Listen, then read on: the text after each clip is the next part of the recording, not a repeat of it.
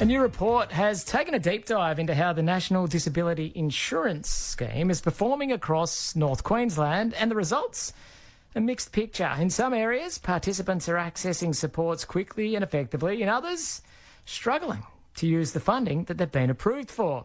The report comes from Kismet. They're a digital platform trying to help people navigate healthcare and disability services, and it does raise some questions about access, connection and choice, particularly in more remote or regional areas. To explain what they found and what could change, we're joined by Mark Woodland, CEO and co-founder of Kismet, with us on Regional Drive this afternoon. Thank you for joining us.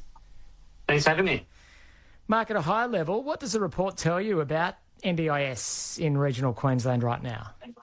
Yeah, I mean, surprisingly, it's showing some good results, but what won't be a shocker to a lot of listeners is utilisation is quite hard, and all that means is it's hard to find the support you need, so it's sitting at about 59%.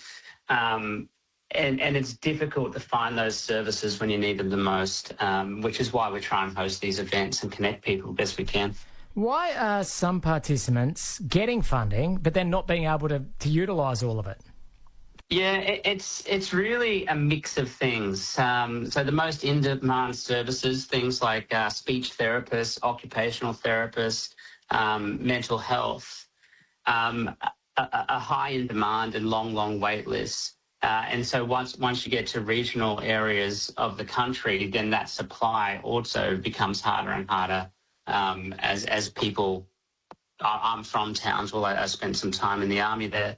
But encouraging people to come to the area and service these needs is always a challenge in these areas.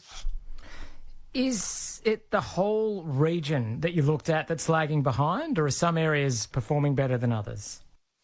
It's the whole region in terms of utilisation. So it sits about 54%, which ranks at about 96th nationally. So it's really just showing that the whole region, participants are still unable to fully access or spend all of that approved budget on services that will help their outcomes and goals.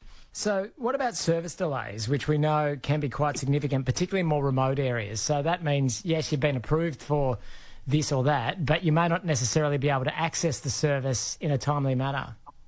Yeah, correct. So you're seeing some things like those most in-demand services of people waiting up to 6 months for an appointment. So that's specifically for things like speech therapy. So those services are most in demand, whilst others you can get in faster, but they're not the ones that people need. Hearing here from Mark Woodland, CEO and co-founder of Kismet. Why is connection between participants and services a missing piece in regional areas? Yeah, so it's what we try and do is a lot of times people don't understand that not everything can be found online. So there's plenty of services out there that even in today's world that they're not online, or that the participants trying to see their services can't access those services online. So what we've found is running these community events in all areas across the country allows people to connect with each other who have gone through some of these experiences in the past and learn some of those tips and tricks that they've picked up along their journey. Also those providers that, you know, might have long wait lists online but can see you because someone's cancelled their appointment and just hasn't been updated. So connecting with people face-to-face, surprisingly, in this world of AI, turns out to be a far easier way to do things. And just looking ahead, what practical changes do you think could make a big difference for people who do have NDIS funding in regional Queensland, in particular the northern part where you looked?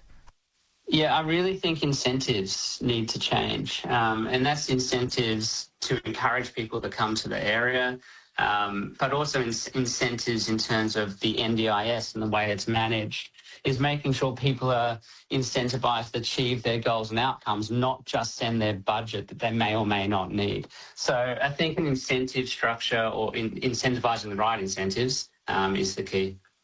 Thanks for joining us this afternoon. Amazing. Thank you for having me. Thank you. Mark Woodland with us on Regional Drive.